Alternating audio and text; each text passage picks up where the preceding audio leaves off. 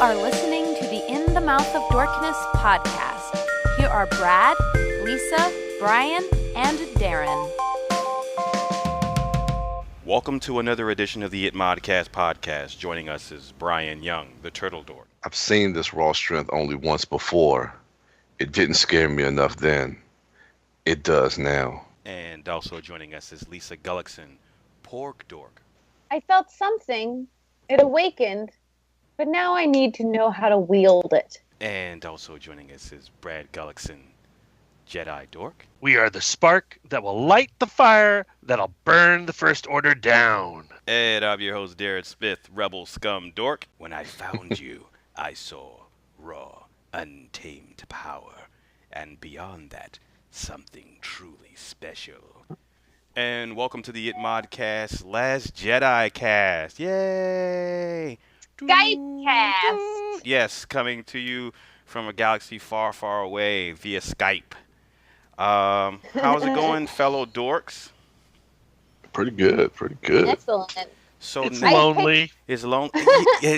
Don't be sad, Brad. We are in a life post Last Jedi now. It seems kind of.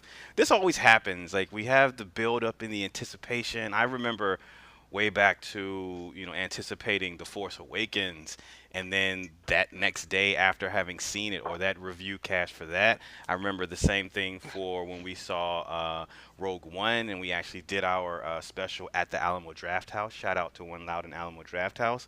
And here we are again, the third film in the set of new films that are continuing on from George The second Lucas. film. The second film. I'm sorry. Oh, so we're not counting Rogue One. No, Rogue One doesn't count. That's not an episode. It doesn't get no title crawl. Damn. Okay. All right. So here we are, nonetheless, after our initial screenings of the film. So let's get into it, everyone. Granted, we are going to let just a spoiler warning for everyone. If you haven't seen the film, what the hell are you doing? Not contributing to a massive box office opening weekend. Definitely go check this film out. Don't read any reviews for the film, or even like scores or whatever. Just go in on and take the film on its own merits. Go in blindly. Don't listen to what other people are saying. Go enjoy the film, and then come back and listen to the podcast and join this discussion. Now, having said Is that possible, Darren? Can you go into this film knowing nothing, having no baggage attached? there's legend of a one special dork who managed to go into the screening of this film without having seen not a single trailer, without having read a single article or an opinion or thought or think piece on what The Last Jedi could, would, or should be. And he is a very special dork. Disco Dork managed to go into this film with no baggage whatsoever. But I think that we always are going to have a level of expectation, even if you shut yourself off from watching any type of marketing or trailers or anything like that, because ultimately we're going to be bringing in what we know from the previous films and just the lore of Star Wars in general. So there's always going to be something that we're bringing in into these Star Wars films. I think it's always tricky when you love something so much to walk into a continuation of that story, whether it's Star Wars or Star Trek or G.I. Joe or Transformers or whatever. When you love a property the way that dorks like us tend to, it's difficult. And I think that's why Darren and I have developed this strategy of back-to-back screenings. So we go and we see The Last Jedi at 6 p.m. and then we follow that up immediately with a 9:50 showing, so that the second showing, and it has become the case for me, it's the second showing where I now know what the story is, and now I can just release absorb that it and analyze it, and maybe even enjoy it. Yes, I agree. The first screening, specifically with The Last Jedi, my first screening was I I I I I caution in saying that it was the better screening because the seeing everything for the first time, all of the things that were in the trailers that I missed, all of those images for the first time being fresh to me, characters, stories, plot points, details, and things like that, and the excitement of seeing it for the first time, and having the story unfold, like that was special and that was precious. That was worth not watching any trailers or staying away from social media or staying away from all behind the scenes footage. But the second viewing, like you mentioned, Brad, now knowing what the story is and the story beats and the plot points played better for me because there were lines that are spoken early on in the film that on my initial viewing didn't have any dramatic weight or any meaning because I would not know at that point, you know, what would be behind those words and the meaning of a character saying those things. But that second viewing, it made seeing those lines of dialogue in the first act of the film immediately have punch and weight because I know what they mean, and it changed the dynamic of the relationship between me and the film and the story and certain characters. So my first and second watch were totally different, but equally satisfying and rewarding, but just in different ways. Do you think you'll go back and watch the trailers now with, and kind of see what they wanted to show you, how much they did reveal? Actually, Lisa, earlier today when I was at work, because obviously it's the talk of the town. Early morning shows, Good Morning America, and all these other shows are obviously talking about the box office haul from Thursday's opening night, and they're showing trailers and TV spots are being aired continuously still, and I'm seeing the stuff from the film at this point, and so I did get a glimpse of what I tried avoiding, and I was wondering, asking myself, like, I wonder how I would have felt if I had known that these things, what I'm seeing now, if I had seen that prior to seeing the movie. I wonder if my experience would have been the same, but it's hard to say at this point.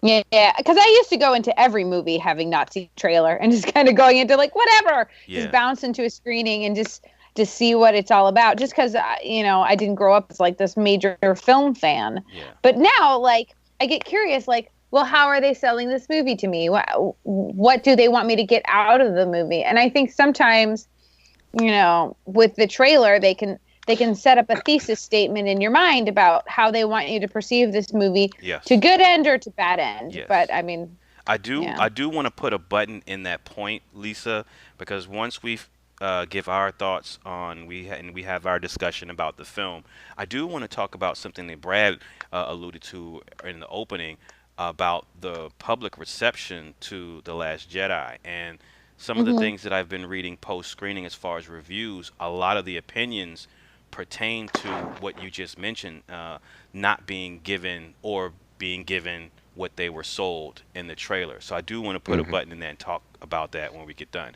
But before that, if you will, Lisa, would you mind sharing your thoughts about The Last Jedi?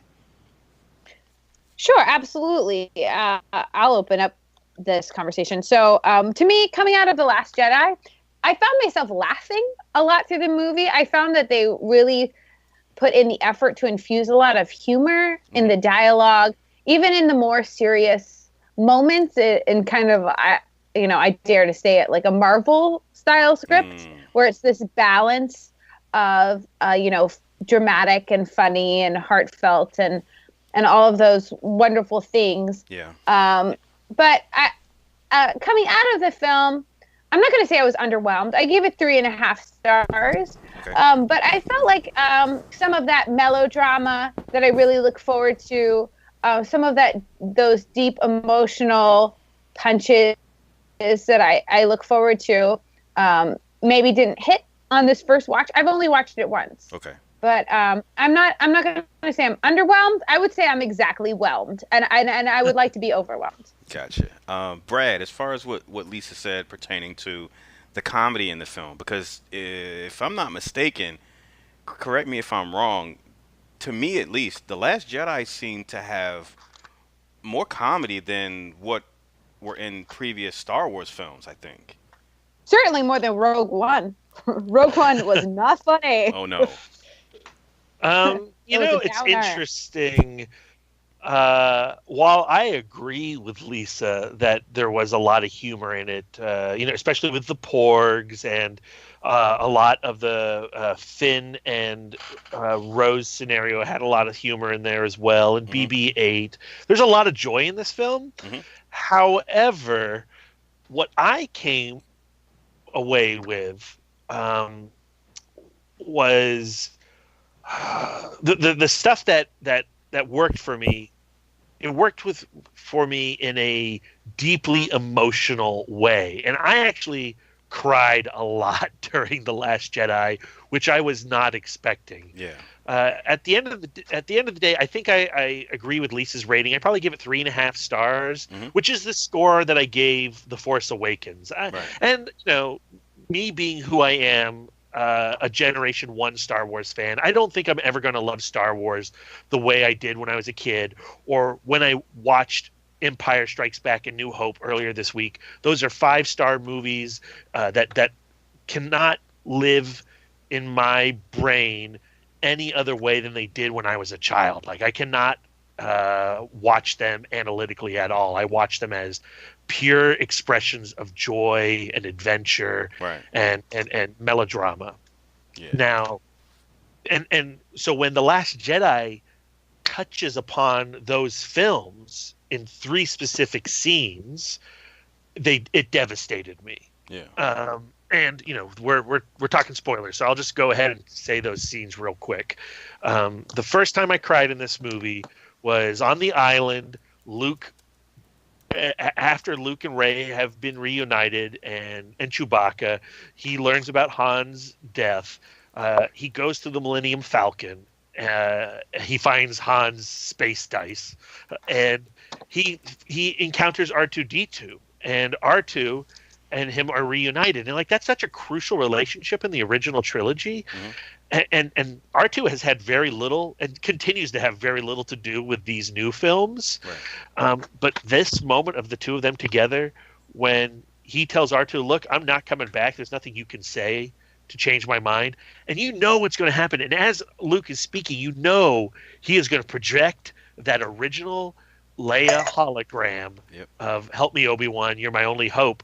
And oh my God, when he did that, and Luke says, a low blow, that was just oh, that is the best. When you can tell a story 40 years later and sell an emotional punch like that, what a powerful tool in this new narrative to be able to wield. Yeah. So there's that moment, and I cried a little bit, not like an ugly cry, just a little cry. Yeah. The second scene is after, I believe it's after Luke confronts Rey in her hut and sees that Rey has been communicating with Kylo Ren.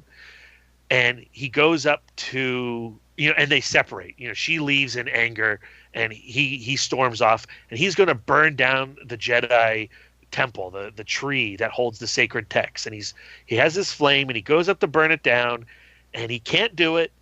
And then there's fucking Yoda.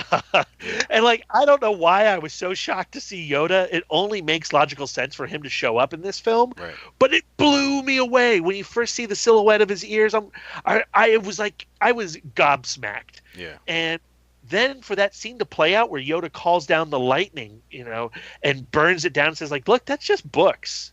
I know we cherish them and they're lovely, but they weren't page turners. Don't worry about it. Rey has that wisdom already. She's on her path. And you still can't see beyond your now, Luke. That's your problem.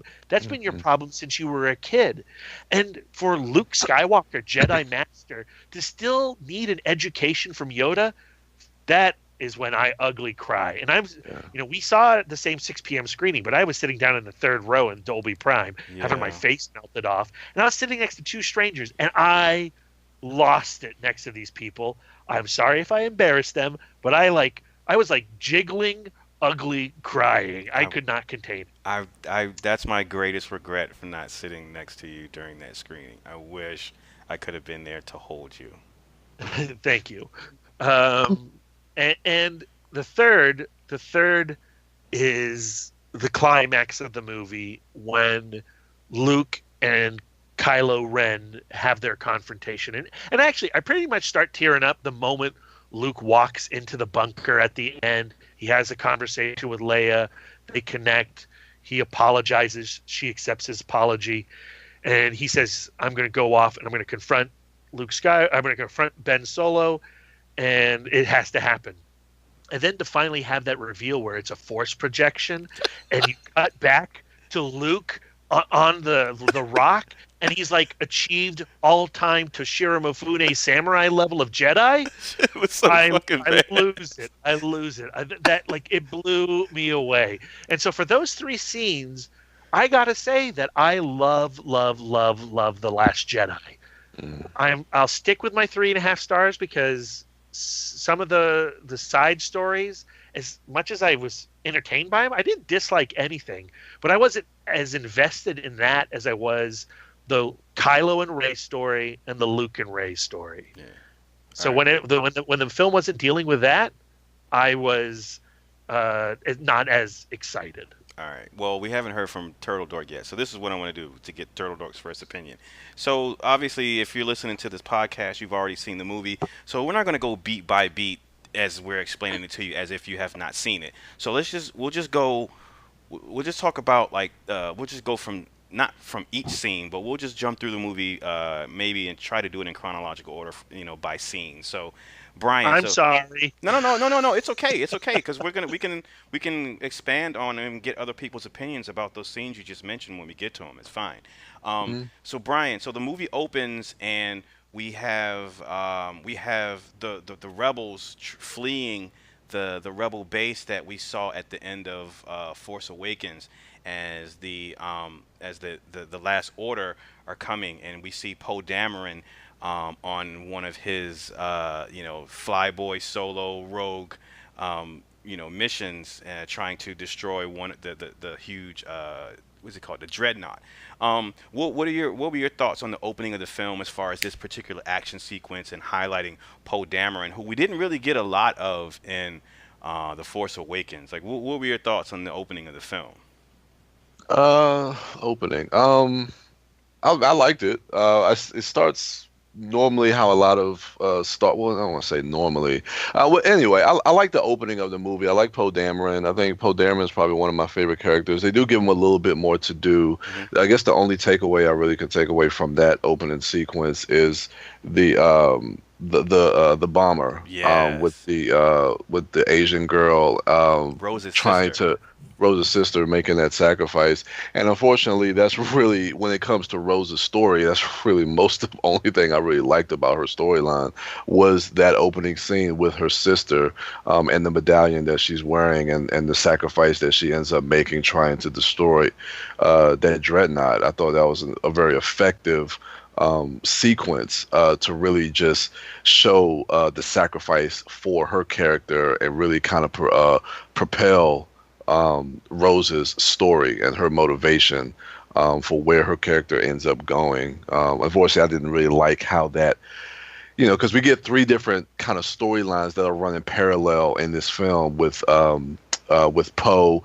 on the Resistance cruiser, with Laura Dern, who was another. Actually, Laura Dern was actually a surprise for me. I wasn't expecting a lot from her, but I really liked the moments, that tension between her and Poe on the cruiser. And then, of course, we have the Rose and Finn storyline on the casino planet. And then, like Brad was saying, all the stuff with Kylo Ren and Rey and Luke. Yeah. So we have those concurrent storylines kind of running parallel, and we're cutting in between those. So I like how they really set up a lot of the characters and the motivations for Rose with that opening with her sister. Okay. Lisa, so yes. We are all fans of Oscar Isaac. Maybe not as big fans as you are. Like the opening of The Force Awakens, which opens with actually Poe Dameron's character on that planet with Max von Sydow getting the MacGuffin that would, that he would put into BB-8 to propel the story forward.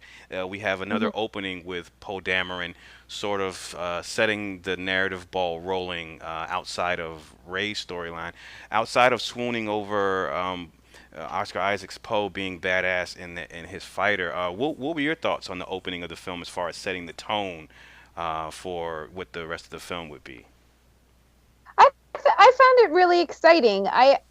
There is a lot of battling. There's a lot of wars in Star Wars, and I never find the wars part as engaging as I find the character arcs of the individuals. But I did find the action scenes more exciting than I generally would. I like this expansion on Poe Dameron's character, as he's kind of like a blend between Han Solo and Luke Skywalker. He is not a loner by any means. He's definitely a guy who is about the team and about getting the best outcome for everyone. Right.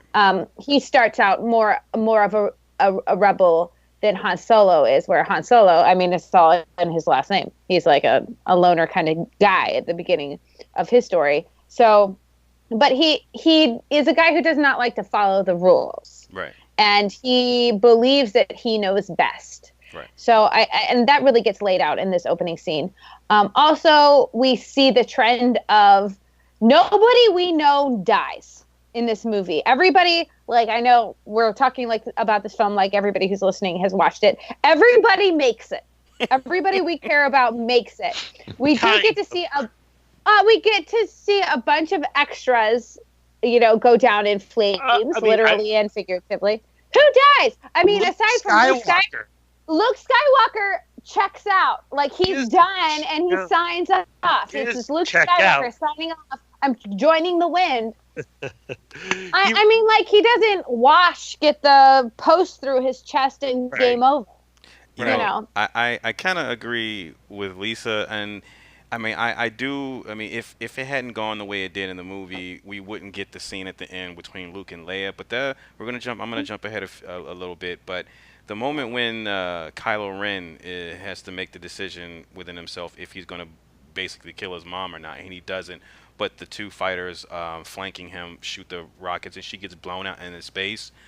I thought that was how they were going to send off her character. I thought that was going to be the end. And I would have been okay with that shot of her floating in space, all like Star-Lord, like all crystallized.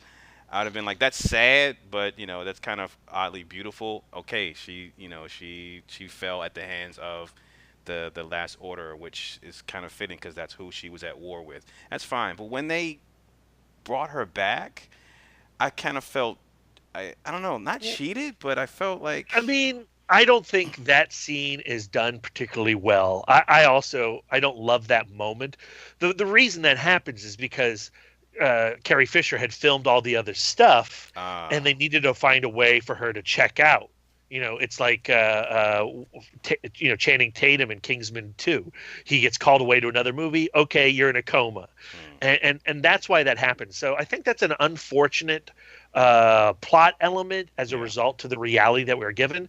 But what happens with Leia at the end of the film, I'm okay. I love it so much that I'm okay with that awkwardness. Well, that's what I'm not okay with, Darren, is Admiral Akbar goes out like a chump. Okay, Lisa? He's not our main player. Admiral Akbar is a main player. He does go off uncelebrated, and it's sad. But at the same time, that happens, and the losses in this movie are intense. Yeah. Like, I feel like we lose like 3/4 of the Rebel Alliance. And even on Project Runway, they spend a little time on the person who's going to fucking kick it. You know what I mean? In that first episode. So and there are so many, like, especially with Poe. Yeah. Like, like the fact that Poe is making it every single time with the insane shit he's doing. No, you know that I'm so excited that Oscar Isaacs dies. And then the moment with Finn, like I was getting ready to have like a serious cry because we know how much. I mean, if I love Oscar Isaacs, I am deeply in love with John Boyega, even though it's a little bit inappropriate with the age difference. I don't want to talk about it, but you know, I'm deeply in love with John Boyega, and I love the character of Finn. I love that he is so clumsy and fallible, and I love the fact that they played into that aspect of his character, the fact that he's making mistakes all the time and just kind of doing the best that he can. I like that they leaned into that even more, but like that he has that instance at the end where it looks like he's gonna die, and while I don't want it to happen, I'm like really drumming up some real sobs, and then he gets kind of rescued at the end. Yeah. You know, I don't know. I felt like you know, like emotionally, and then Rose makes it. Not that I want the one, like, you know, she's the first speaking Asian in space. I don't want her to necessarily die. You know what I mean? Either, but it just astounds me that everybody makes it. Yeah. You know, I mean, like, you know, you don't have these complaints when it comes to like the Marvel movies. I know some people do, but to me, it all comes down to comic book aesthetics. You know, the adventure must continue, and right. I, you know, if any one of those characters had died, I probably, as long as it's told well, I would have been cool with it. If Finn had died in that moment, I would not have been cool with it. It wouldn't have made That's sense. not how yeah, right, exactly. And what I like about Finn living and what I like about Rose saving Finn is that line that she gives him saying, like, look, we're not going to win by, you know, attacking and killing the things we hate. We're going to win by saving those that we love. And this film really, more so than any other Star Wars film, is about people coming together to... Yeah, it's about hope. It's about fighting the greater evil. It's about we need to rely on one another, and that's what I liked so much about the Rose character. The Rose character really normalizes the self in the scope of the epic, right? I also really appreciate the fact that now she brings in this love triangle aspect with now, you know, we've all been visualizing Finn with Rey, and now his heart is clear. I have deeply. I've also visualizing Finn with Poe, and it's very dreamy.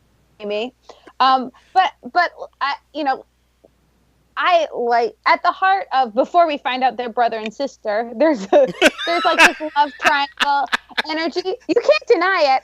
You know, this love triangle energy between Luke, Leia, and Han Solo, and now they're kind of bringing that back, and hopefully there won't be this like creepy brother and sister I don't want there to be a thing between Rose and Finn, because firstly, like, there's no chemistry. Not that it doesn't seem like Finn is thinking that way. Like I feel like they tried to infuse some, like, you know, some of that energy, and I think perhaps if we have a little bit more time with them in future episodes, or if they do like some kind of time jump between this film and the next film, I can see them potentially having a family or starting life together. Oh, come on! Think of their babies; they'll be beautiful. I'm with you. Like, I would like to see Finn and Rey together, but a part of me, and on my second viewing, when Rose kisses Finn, or you know, when they show Rey watching Finn tuck her in at the end, you know, I'll go, oh man, there goes Rey and Finn. But then I felt like, look, because they cut back to Rey, and I felt like I would like for her to be a female character that doesn't have to have a male counterpart. That doesn't have to have a relationship. And I like that better at the end of the day. And we saw the same thing happen with Luke Skywalker. He's kind of married to the Force. Yeah. You know, he doesn't have, except for that one like TV special that I saw where he had like a wife and 2 kids.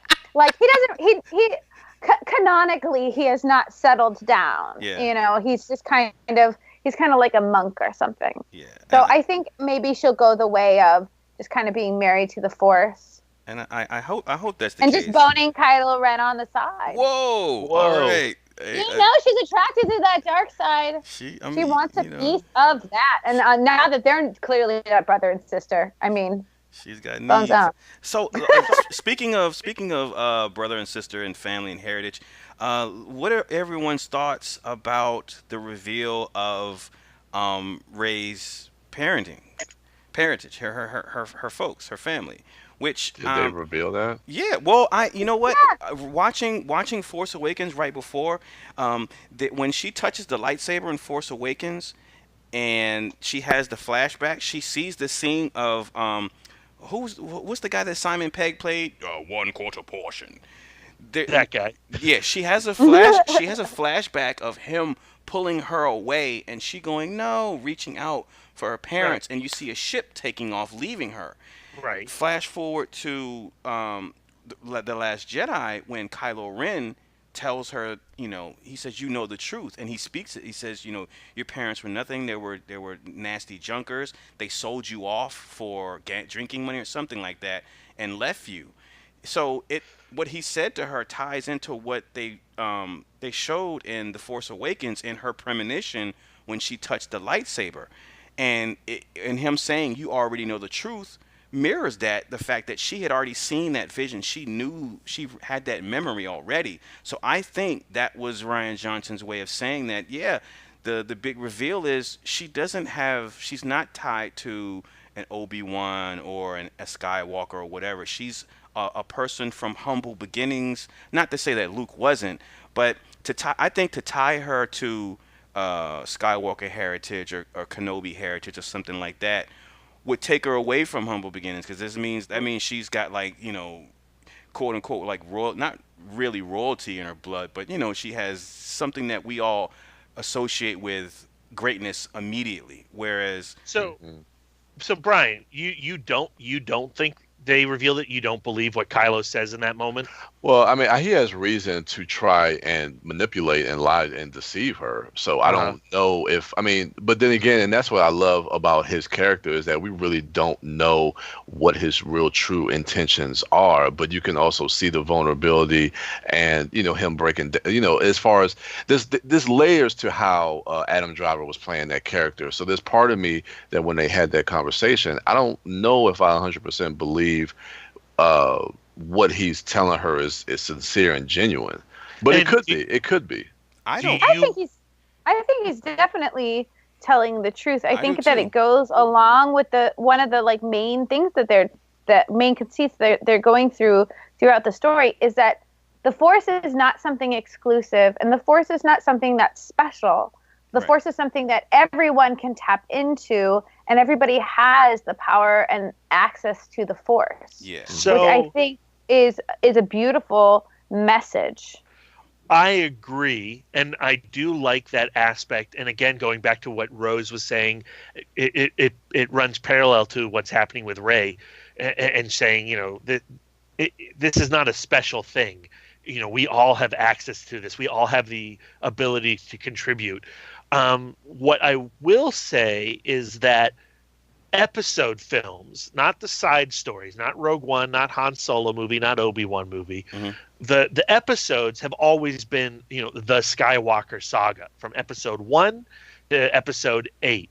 And if it's going to continue in episode 9 and Luke has now rejoined with the Force, and the Skywalker bloodline is now only in Ben Solo, it's the story of the Skywalkers going from good intention to evil to redeemed by the son to failing the grandson, and then that's the end of the Skywalkers. Unless there's a redemption with Ben Solo, which I don't know if you can have after. I don't know. Yeah, I think so. Or episode 9, the Skywalker story is truly concluded with the Force Ghost plot of Luke. I think there is, because we talked about it after the screening, Brad, how there's probably one of my favorite moments of the film, scenes when Kylo ends up seemingly helping Rey, and they're fighting back to back, and I go, okay, so this is where they're going to take his character. They're going to have him do something really fucked up in Force Awakens and killing his father, and then he's going to turn. Rey's going to get him to turn, and we're going to see him struggle to, be good, and see that character find his way through that arc, because we never got to see that with Vader. That didn't happen until Vader's dying breath. But in this moment, like, this character's not going to wait till his dying breath to do something good. Like, so, okay, so that's cool. But it turns out that that's not the case. Now, I felt like that is an amazing moment in this movie. Oh my god! Mhm. Oh my god! That's Absolutely. Oh my god. And I think that's one thing I like what Ryan Johnson did with it's almost like he took every fan expectation Yes. and fan theory and just shit it all over it throughout this whole movie. Like everything about Snoke, everything about whose Rey's parents are, everything about Luke, all these theories that people have been conjuring up for years and years since The Force Awakens, even before, and he just took all that and just shit it all over it. And I actually like that. Something that I appreciate about the turn and then return of Kylo Ren is that it drives home the fact that, like, the dark side is true selfishness. Like, even to be part of the Empire, it involves some innate loyalty. You have to be loyal to the Empire. You have to believe in the Empire, and Kylo Ren believes in nothing. Kylo Ren believes in himself, and Kylo Ren believes in Rey, but for the purposes of the dark side, not for the purposes of the Empire. And what I would say is, in that moment, in getting rid of Snoke and in making Kylo Ren, who has been struggling with the light, he's been trying to extinguish the light inside him, for a long, long time.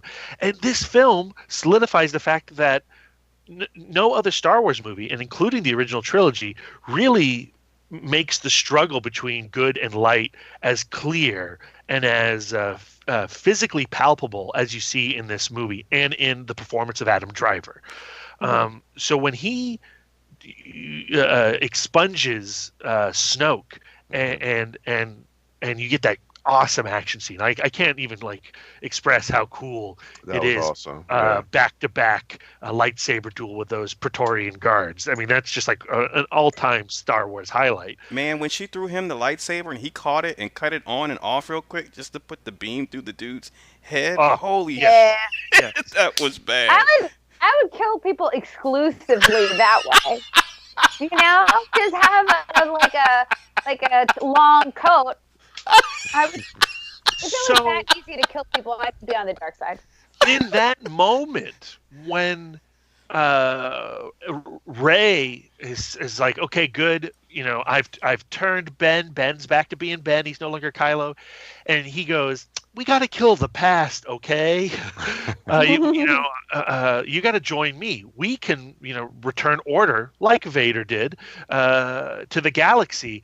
And when you realize he's the true threat, and he's always been the true threat, we now don't really know what Episode 9 is going to be. There's no nothing at all, that we have to do. We don't have to go like, oh, what's going on with Snoke? Who's Rey's parents? We have to squash all that, because all that message board nonsense is just that.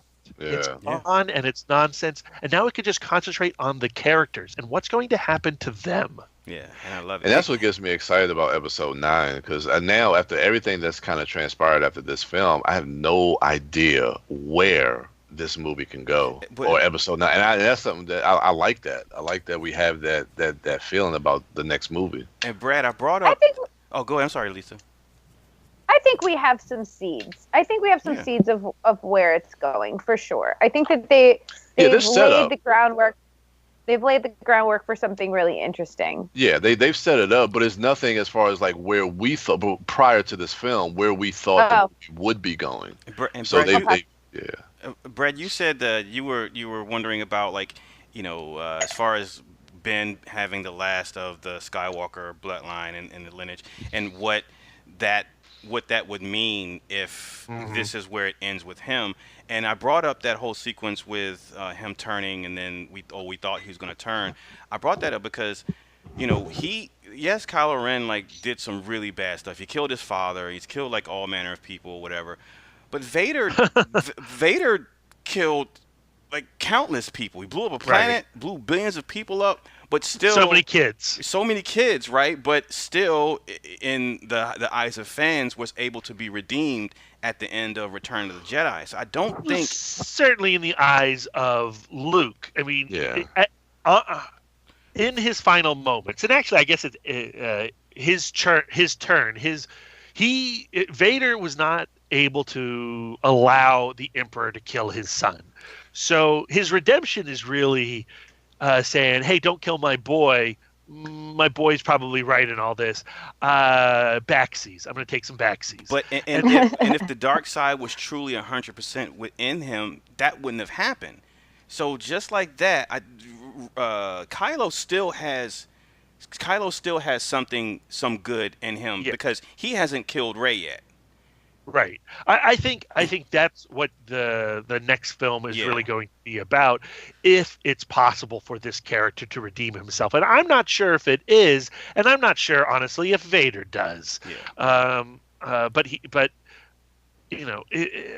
it's interesting to me how I'll feel about the Skywalker saga at the end of 9, because 9 really does have to, and it looks like it's going to stop that story. Like at the end of 9, we're not going to talk about Skywalkers ever again. Hopefully, but I do want a proper conclusion, and in some ways, if we never get a Star Wars film from this point forward, Last Jedi serves as a conclusion to the Skywalker story. Yeah, it's funny when because we've had this conversation before, Brad, and I've echoed this same sentiment as far as like, all right, let's tell more stories in the Star Wars universe. Let's get away from the Skywalkers and this and that.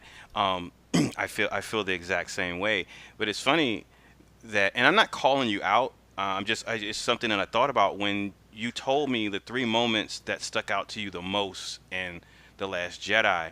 There were all moments that called back to call me out. You need to call me out. No. It's not a call out. And I'm just wondering, like, I'm calling myself out. I have said in the past, we need to get away from the Skywalker stories. And I was specifically talking about the side stories.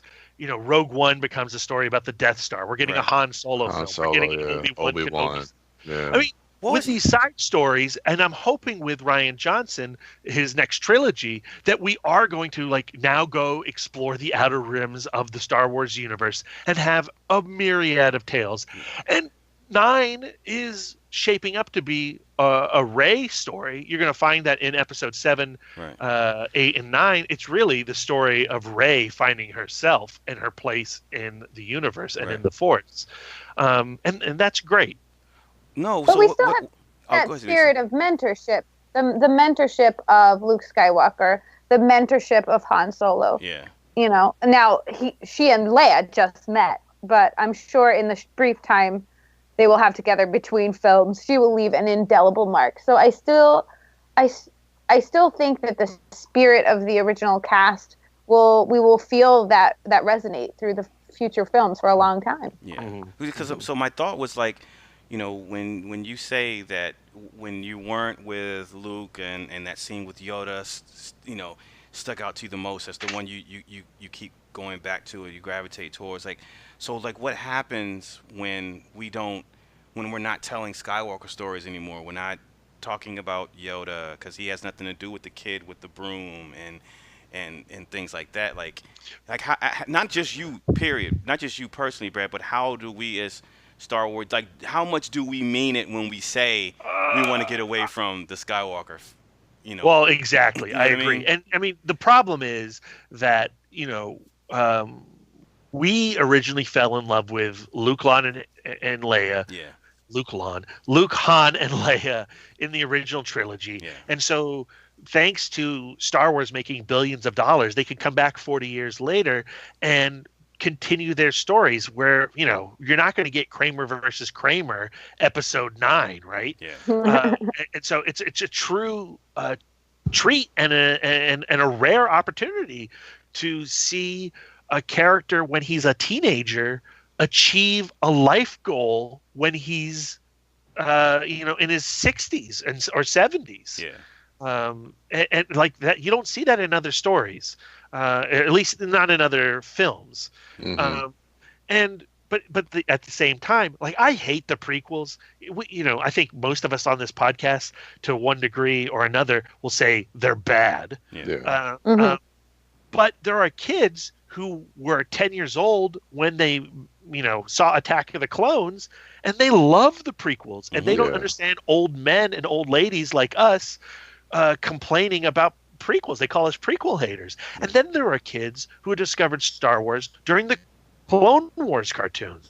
And now there are kids who are discovering Star Wars post Force Awakens. And 40 years from now, when Daisy Ridley comes back to continue the Rey story, they'll have the same kind of impact on them that we have seeing Luke as an old man. Yeah. So to answer your question, like I said at the beginning of this podcast, Force Awakens and The Last Jedi are never going to affect me the way that New Hope and Empire Strikes Back do. Yeah. So I want to talk about, I guess, can we talk about Rian Johnson as a director? We had Gareth Edwards doing Rogue One, who he himself made a cameo in the trench in the last scene when they were on the Salt Planet. He made a cameo. We had him doing Rogue One. We had J.J. Abrams coming on board for The Force Awakens. So Rian Johnson comes in. If you don't know, listeners, Rian Johnson is the director of Brick. He is the director of Looper, starring Joseph Gordon-Levitt and Bruce Willis, and he's also the director of Brothers Bloom with Mark Ruffalo and Adrian Brody. And the best episode of the Breaking Bad television show, Ozymandias. The Fly. Yeah. So Rian Johnson's a really good director. I was excited immediately when he was announced to be helming The Last Jedi. And after seeing The Last Jedi, I would be lying if I said I wasn't taken aback by the comedy with Rian Johnson at the helm, because Brothers Bloom had some comedy in it, but not in the way that Star Wars did. Two totally different movies, two totally different genres. And I understand that, but it's not something that I think about when I associate tone to Rian Johnson. But having said that, I was floored by countless shots and sequences in this film. I mean, Brad, you talked about the fight scene with Rey and Kylo, but I mean, even before that, I mean, there were just certain sequences that took my breath away both times.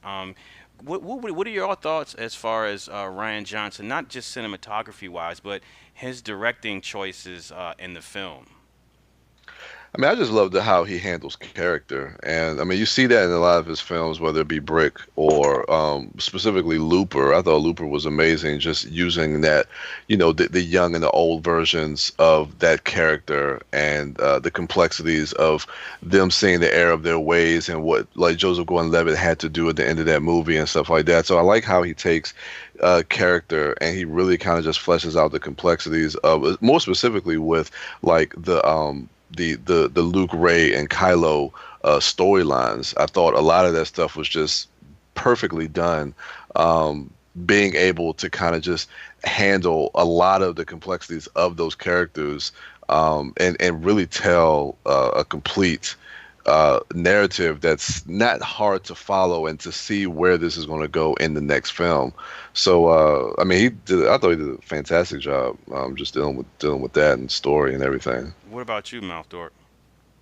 I mean, I think when we talk about the craftsmanship of the Star Wars films, you look at this movie and you look at The Force Awakens, and they are top tier.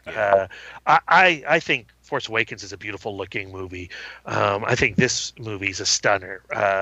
Not only the action scene that we just talked about, but also the confrontation between Luke Skywalker and Ben Solo at the end, and with the guerrilla walkers in the background, and actually the shots of Luke on the rock with the twin suns. I mean, there's lots of one perfect shots in this movie. It certainly floored me, and I thought he did a great job of balancing comedy and drama. Yeah. Lisa, let me ask Lisa. Lisa, what were your thoughts on the pacing of the film? Now, you've only seen it once. I'm curious to hear your thoughts, because this is, from my understanding, this is the longest Star Wars film. You've only seen it once. I've seen it twice, and the second time it moved a lot quicker, but I do remember feeling, not in a bad way, I just remember feeling, but I felt the length of the film. And I didn't necessarily have an issue with the pacing, but I'd be curious to know, on your first and only watch, like, what was your thought as far as the clip at which this film moved? I never was bored. Yeah. Like, to echo Brian's sentiments, I thought that the storytelling and the attention to characters was very balanced. Good. You might find one story more engaging than the other, and you might be, partially waiting for, what's my favorite story? How is my favorite story going to continue? But I thought that, I thought that it was very well divided and very balanced in the telling of those three stories. Yeah. I did turn to Brad, though, at the end of my first and only watch at this point, and go like, wow, a lot of stuff happened. A lot of stuff happened in that movie. And that's, that's not a criticism. They packed it all in and entertained me for 2 hours and 20 minutes. Yeah. It also helps that it is visually stunning. Yes. There are two ways that I really feel like this film is in the spirit of the original trilogy, perhaps even more than Force Awakens. Though at this moment, I prefer Force Awakens out of a movie. I'm not sure. I'm still balancing that out. Yeah. But there are two things that really make it feel like an extension of this original trilogy. And one is the way that they portray these other planets is very Earth adjacent. Where it's just like, in the original trilogy, everything was shot on Earth. I mean, so same now. Right. That's still the case. We have not other planets to shoot on. But like, where it's just like, let's find something that is extreme. Let's find these deep woods, and shoot there where it's like, where it's not populated. I love the planet at the end. Oh my gosh. With the red and with the white on top. Yes. And I really am using great. I love how, like, they did not need to, but they just had one of the extras, like, look at the ground and go like, oh, it's salt. Salt, yeah. Like, to explain that color contrast. Yeah. So it still maintains this, like, a nature that is adjacent to our nature, even though it is not Earth. Right. I thought that was beautiful. I also loved the creatures, the aliens, and the tears of sentience with these creatures. Where I feel like I think that even since Force Awakens, our technology for creating creatures has advanced so much. Yeah. And the fact that the creatures are really part of the, like, they're like, we joke like the Porgs are like the Ewoks, but there were Ewoks of every planet. Yeah. Like, there were the Porgs, but then there were also like, like the large-breasted upright elk things. Yeah. And there was the crystal foxes. Like, their place was established by the fauna. Yeah. And I think that's a beautiful thing. I was reading somebody online talking about the vegan agenda of The Last Jedi, and it to me. No, but seriously, there's the scene where Chewbacca is roasting a porg on a fire, right? And he's hungry. He's been wanting to eat all day, and he goes to eat this little fried porg, and there's the other porgs watching him, and they got all that sad face on, and then he turns away from them because he can't eat it and look at them. And there's another Porg staring at him, and he can't escape his guilt of eating this creature. And then you have Rose on Canto Bright, the casino planet, and she's seeing the cruelty that is happening to these kangaroo dogs. Yeah. And that story ultimately concludes with them freeing these animals and tearing up the hypocrisy and the gluttony of that planet. Yeah. And then you have the silver foxes who save the day, because they know the natural escape from this bunker. Yeah, but Luke, and so there is a lot of love. If Luke Yeah, Captain that's true. Ahab that fish But though. He did. So maybe it's a pescatarian story. I still thought that pork looked delicious. I It thought did. that the pork person too. It did. And I was just like, Man. that looks good. Alan, With like You know, some potatoes, Alan, like some I roasted potatoes. I was thinking to myself, I said, you know what? I don't know why that sat on Chewbacca's conscience, because I tell you one thing, if I was roasting the chicken Right. and I saw a live chicken looking at me, I would still eat the chicken.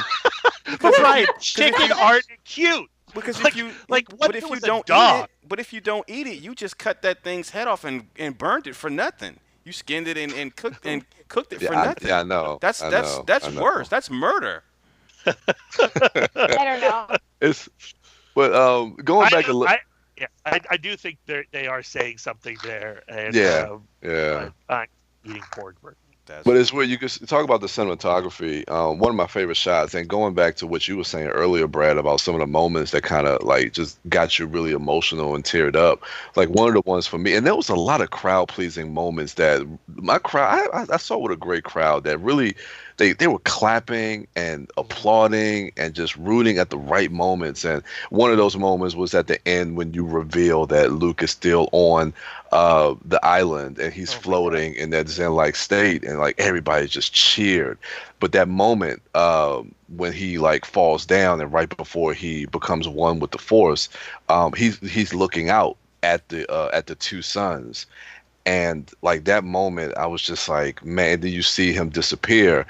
It's like everything comes full circle, because it just brought me back to A New Hope when he's on Tatooine and he's like looking over the horizon at the two planets right when he's at the beginning of his journey of becoming a Jedi. And then now you're at the end of that journey. But is And he at the it's- end? Well, To me, I read that as he's going into his next journey. He True. sees the two suns. It does mirror the two suns of Tatooine, yeah. and he's off to experience the beyond. Yes. He's- Yeah.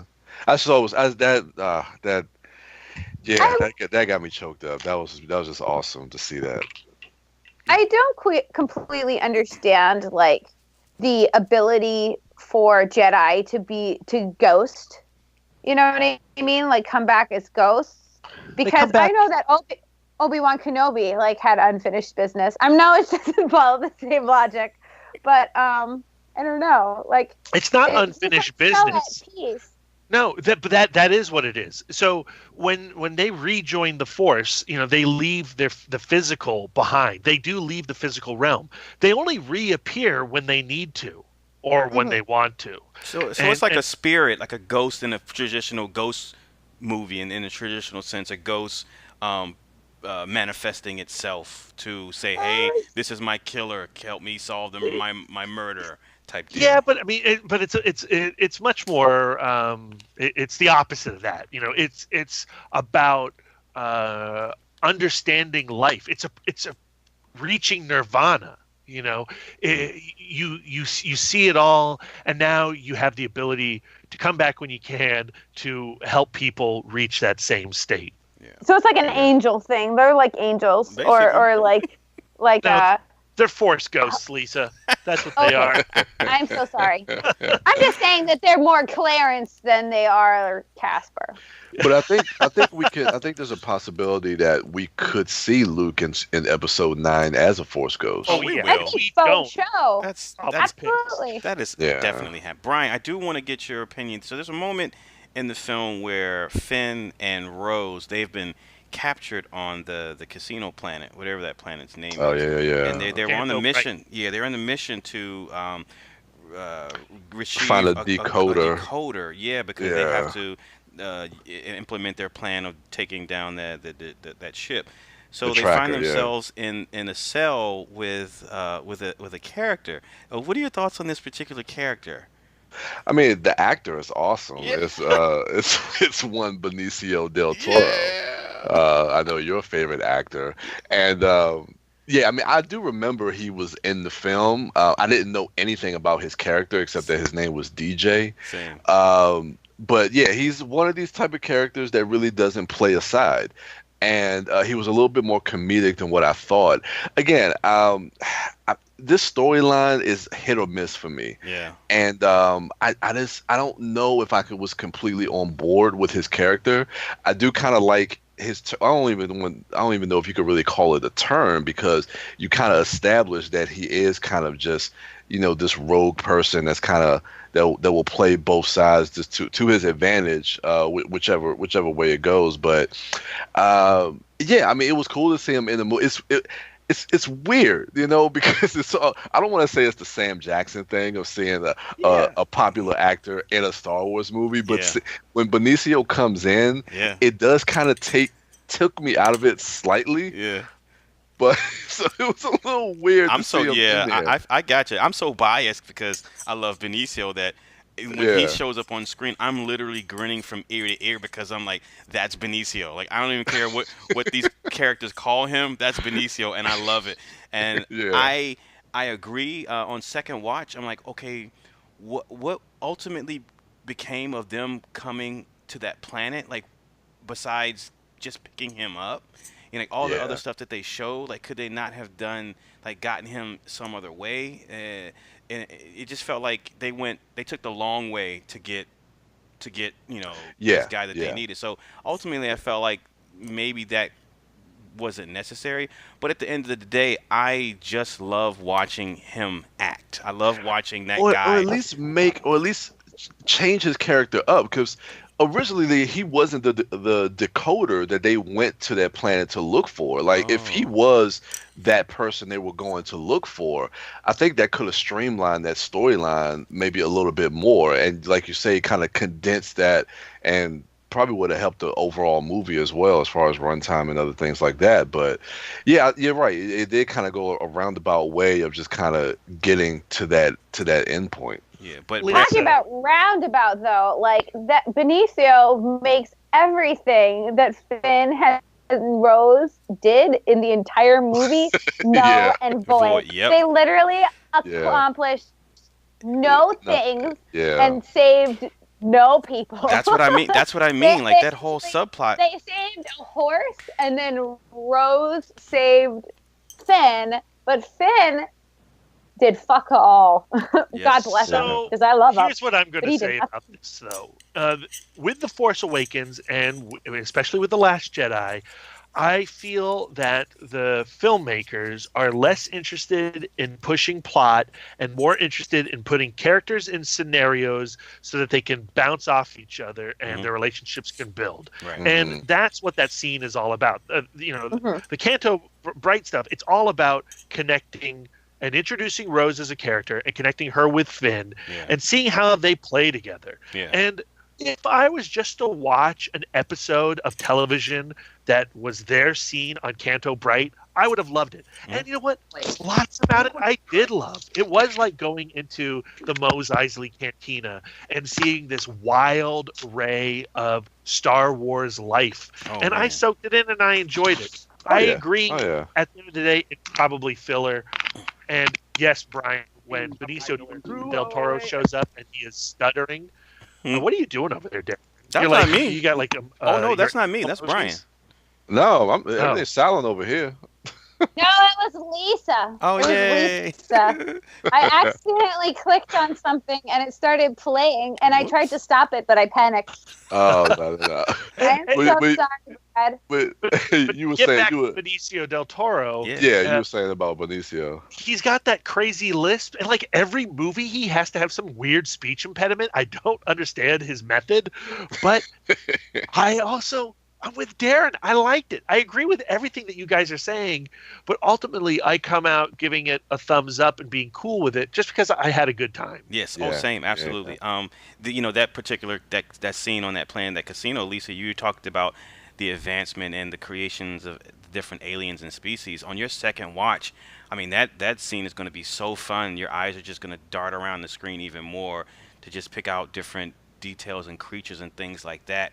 Mark Hamill does the motion capture for the little drunk alien that tries to stick coins in BB-8. Yeah, I love that. Oh, really? Yeah. I love that part. That was one of my favorite moments when he tries to use BB-8 as like a Slot machine. slot machine. Yeah. So, like, the entire time after that, I'm like, am I going to have to watch BB-8 puke coins? Because I'm borderline that cool with that. I don't know. So but an important thing happens during this little side story is the introduction of a particular kid. And I don't know if it's important to the overall narrative, but I think it's important to the theme of the film, the overall theme. Yeah, And it's a yeah. cool little cameo because that's the kid from Looper that had the psychic power. That's Emily really? Blunt's. Yeah, that's Emily Blunt's son. I think his name was Sid in the movie in Looper. But yeah, that's him. So Oh wow. yeah, Oh, that's cool. Shared universe. so he has psychic powers in real life, in every movie he's in. But anyway, so there's a callback to that later on at the end of the film, which I really dug. Yeah. And speaking on later on in the film, let's talk about the end of the film. We do have the moment that Brad mentioned, that epic moment, the showdown between not just Luke and Kylo, but Luke and the Last Order and all the walkers that were out there. But we have the moment where Rey displays more of her force powers and moving all of the stones, and we have the reuniting of the two characters of Rey and Finn, which for me that was really satisfying. The most satisfying was Poe reuniting with BB-8 and giving him the belly. Rubbing that belly. Yeah. Yeah. And I love that that's who Poe really does. He really does love BB-8 the most because they have history, man. Yeah. Yeah. It's Lisa, you mentioned earlier that Poe is a mixture. Seems like a mixture of Luke and Han, and that particular characteristic of Luke's relationship with R2D2 is also reflected in Poe's relationship with BB. So I thought that was cool. But we do have Brian. You mentioned Laura Dern's character. She has a pretty. Both screenings that I saw, like her final moment, stunned the crowd. It's an amazing shot. That was my biggest surprise, and probably one of the most beautiful shots in the movie. Ryan Johnson chooses to mute the sound during her final moments and her warp jump through the Snoke's ship, and it just made for such a huge dramatic impact. Not only the notion of her sacrifice, but just that visual image of her ship jumping through Snoke's ship and causing the rest of the ships to blow up. Again, speaking about cinematography and Ryan Johnson's directing, like that floored the audience both screenings. Yeah, that was a show-stopping moment. That moment, that's outside. Like I talked about, like the moments that just like either just got me emotional or just gave me goosebumps, because that's the one biggest surprise that I was not expecting.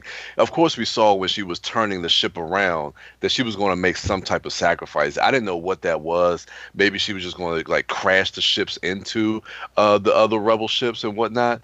But when she goes into hyperspeed to light speed to go straight through them, and then you just see those ships and the way they break apart. And like you say, when the sound is muted, I mean, it like everybody. That was another moment. Everybody clapped, and I was just stunned. And it also just for her character, like that sacrifice that she did for the Resistance, and knowing the tension that she had with Poe on that ship. I was reading something online where they said they kind of wanted more of that tension, because it could have probably played out like those final moments, but for her could have played out a little bit better. They kind of compared it to to Denzel and Gene Hackman with Crimson Tide. You could have like you should have had more of that friction between those characters. I like what they had in that movie between the two of them, but I also like that turn that Laura Dern made, and she was really one of the standouts and one of the surprise characters for me. I really liked her performance. The movie has there's a themes running throughout with characters who are doing things and have plans that are not immediately apparent to the audience or characters in the film, whether it be Snoke bridging Rey and Kylo together unbeknownst to them, whether it be Laura Dern's character and having the plan unbeknownst to Poe and the rest of the crew of, we're gonna separate the fuel and put it to the pods and get the pods down to that particular planet to give everybody a chance to get away, or whether it was even Poe in the beginning doing the dreadnought run in the Last Order, not knowing what that was as far as buying time and stuff like that, and even Luke doing the Force projection. So there were multiple characters throughout the film who were doing things that that weren't immediately apparent to the audience, or they circumvented expectation. Yeah, a lot of noble sacrifices. Like I said, the one with Laura Dern, and even at the end with Finn, when he's barreling down on that cannon that's trying to break the door down, and you think that's going to be like his big moment, that he's going to sacrifice himself, but and then Rose comes in, but there's a lot of nobility in a lot of these characters and a lot of these choices that they end up making for the greater good of the Resistance. And that moment with Finn speaks to a character arc that is set up pretty well. I mean, from Force Awakens, like he's running from the Last Order in the Force Awakens. He's running from he's continuously trying to run from things in this film, and so you have this moment where he's going towards. It builds to his confrontation with Captain Phasma, who we haven't talked about yet. Right. Oh, goodness. The battle between Gwendolyn Christie's Phasma and Boyega's Finn, where, say what you want about the Phasma character. She's got the Boba Fett cool look, but ultimately is not like the most effective soldier. She goes down again pretty easily. But I love the moment where, after he deals a devastatingly strong blow to her skull, and she looks up with a cracked eye and calls him scum, and he responds back proudly, rebel scum. And that's like the conclusion of his arc from the first movie. He is now a hero. He is the hero that Rose thought he was at the beginning. At the beginning of the film. Yep. Yeah, he was originally a coward. He was a coward, and then he makes. And I think that the turn happens when Rose sees him in the hatch trying to get away. He was trying to escape, and she's like, "You're a hero," and he's like, "I'm not a hero." And it's not a false humility. He's just never seen himself as a hero from that point. Everything was about getting himself safe and getting Rey safe. Yeah. And for the first time, it really is about the Rebel Alliance. And he has that speech at the end when they're in the cave. He's like, "Hey, look.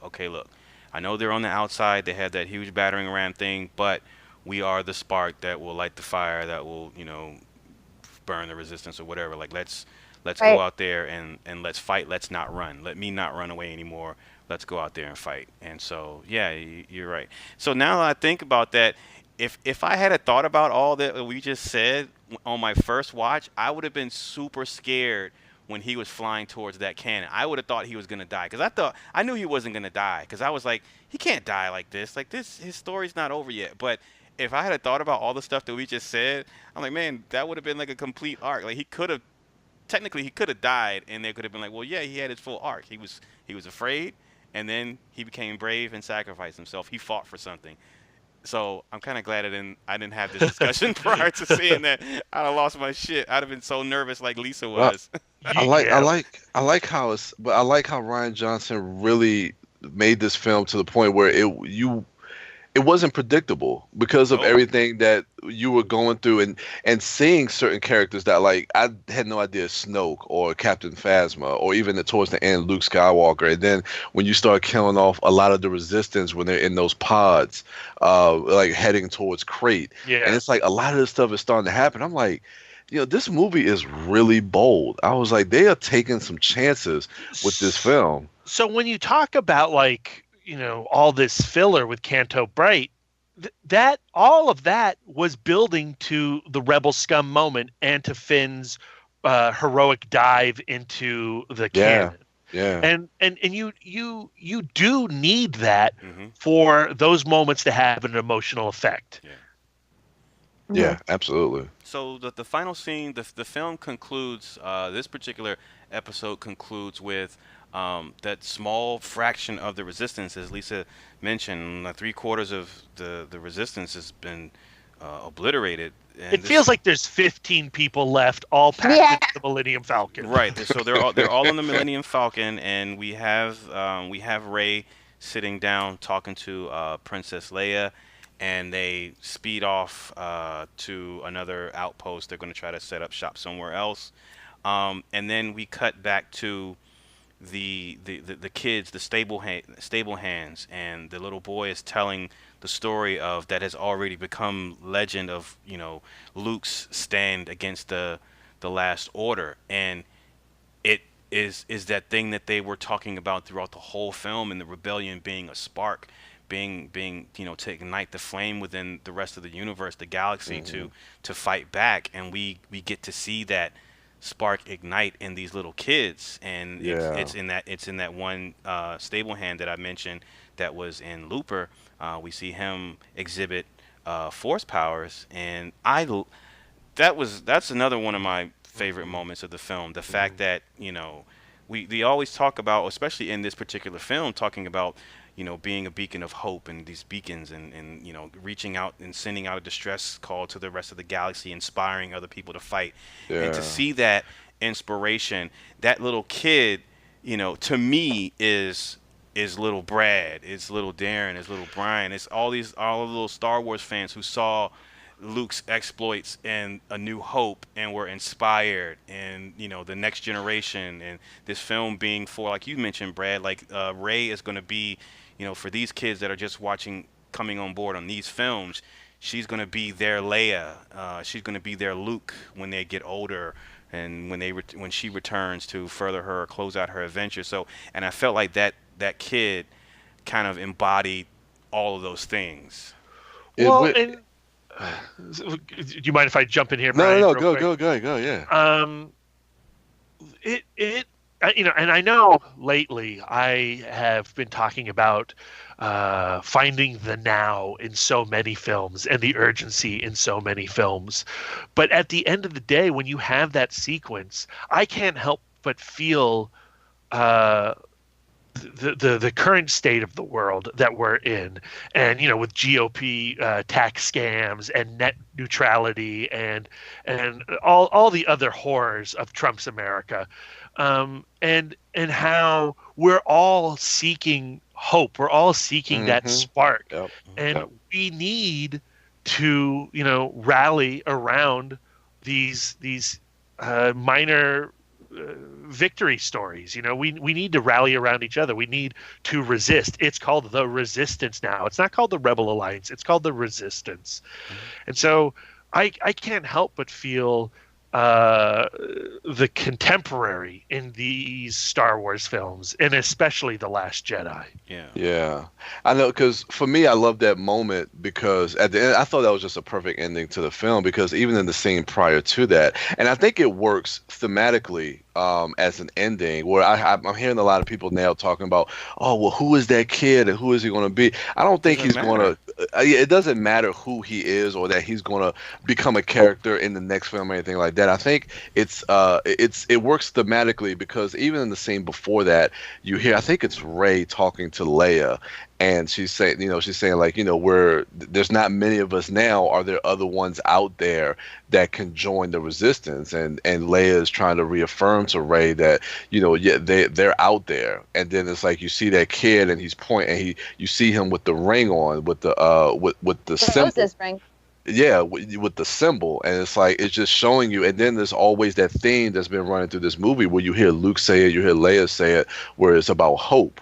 And I think even in that last moment, that's a callback to A New Hope, the first film, where you're, you know, this kid who's looking at the resistance as something that, you know, that he can grow to be a part of. The same way Luke, when he was on Tatooine, he would always just be in awe of, like, you know, the rebels and always, you know, just so I think it kind of brings it back to those original films as well. And I thought it just worked beautifully thematically as an ending, as far as there is still a new hope out there. Mm-hmm. Yeah. All right. Brad, do we have any feedback or response from social media, people thoughts and listener thoughts about we sure do. We definitely do. You know, before The Last Jedi premiered, we sent out like a rallying cry of like, what were you hoping to see? What were you expecting to see? Mm-hmm. So I figure we could start there. On our Facebook page, William Hawk, he said, I want them to actually talk about the first Jedi Temple and the Jedi lore Lucas first came up with during A New Hope. Also, they teased a new Jedi ability. That would be cool to see. I'm afraid this is the end for Luke, and we're going to only see him as a Force ghost after Episode 8. Okay, so yeah, you are only going to see him as a Force ghost after Episode 8. Did we see a new power? Oh, goodness. Well, Force projection. Well, yeah, Force yeah, projection. yeah. Uh-huh. Oh, yeah. We haven't seen that on screen before. Not yeah. cinematically, anyway. Yeah. And actually, the communication, which we did not talk about in the review. Oh, goodness. Rey and Kylo. That's some of my favorite character stuff in the movie. Yeah. We've seen that between Luke and Leia. We've seen Luke and Leia connect over space. That's why I thought originally, I was like, are they siblings? We've seen it. Yeah, that's true. I don't think we've seen it to the extent that they play with it here, or especially the way they shoot it in The Last Jedi. Right. But I mean, it goes back to that idea of the next generation is there to surpass their masters. Oh, We're so this is an extension of that, what we've already seen, I think. Yoda's dialogue, echoing that, Lisa, was that's what do you say? That's every master's greatest burden. You know, their students surpassing or being eventually being surpassed or something like that. Oh, absolutely. I really like that line of dialogue. I love that line, yeah. And then the bit about getting to talk about the Jedi Temple and Jedi lore, it doesn't really go into it, and I think that's some of the stuff that ultimately you're just going to have to find in extended universe novels and comic books. Yeah. Is this the first time being a Jedi Jedi has specifically been referred to as a religion, like using the R word? Religion? No, because that stood out to me. It stood out to me too. Yeah. In the first film, A New Hope, when they're on the Death Star, one of the Moths refers to Darth Vader as being like a descendant of his old time religion, or he uses religion in it, and he dismisses it as superstition. Okay. Okay. So also, Brandon Powell on our Facebook page, he says, I want Grey Jedi to be referenced. The episodes have danced around too long, and it would do old Expanded Universe fans something to geek out over. Sorry, Brandon, it doesn't happen. He also states, I'm afraid to see the overcompensation of Phasma. They wasted her in Episode 7, but I have a feeling she's going to go from someone who 3 people literally threw into the trash and turn into a dark side Mary Sue rather than a happy middle. I don't think she becomes the super badass. She gets a fight scene and she succumbs to Finn fairly easily.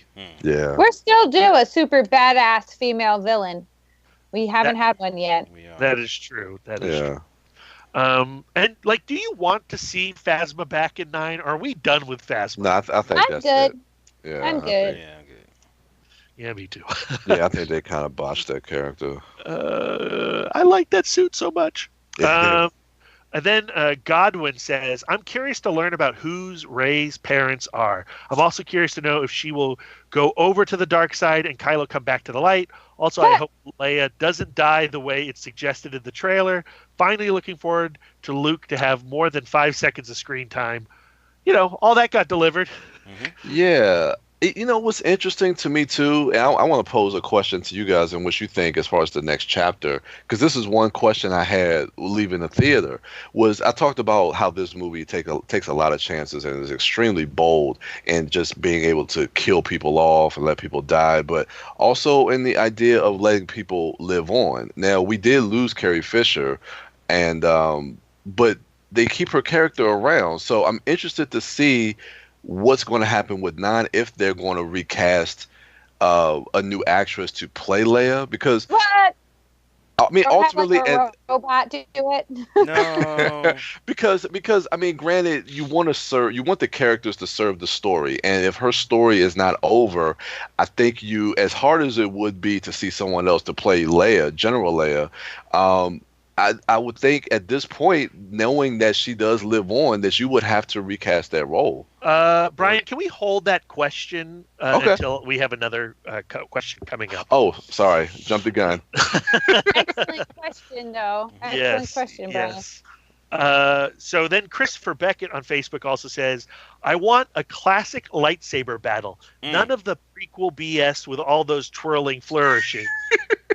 And he wants it with Luke. I don't care who he goes against, Kylo Ren or a new character. I just want Luke and his blue lightsaber.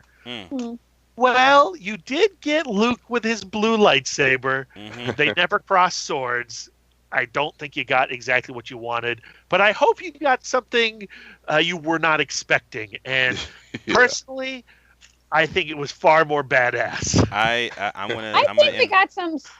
I think we got some super sweet new weapons, though. Oh yeah. In the Rey Kylo fight with those like little the things that became a whippy thing and then became like a double-ended knife jobby. I don't know technical terms. I'm gonna invite controversy and say that this movie has my favorite lightsaber battles of any Star Wars film. Whoa! Especially that moment, the moment particularly with Kylo and Rey and that. I don't think that's too controversial. Brad's going to talk now, and I just watched all of the films there, and the best lightsaber duel, without a doubt, is Luke and Vader at the end of Empire Strikes Back. I love that battle. As do I. And I love the way it's shot. I think Irvin Kershner kills that scene. I would also say that the final lightsaber battle between Vader and Luke in Return of the Jedi is thank you. Especially with the John Williams score. The only problem is that the film keeps cutting away to Ewoks dying. I know. I still love it though, man. That moment under that stairwell. Oh my God. Yes. Oh. Yes. All right. This question now we're past. We've all seen the movie, so these people are asking questions about the film.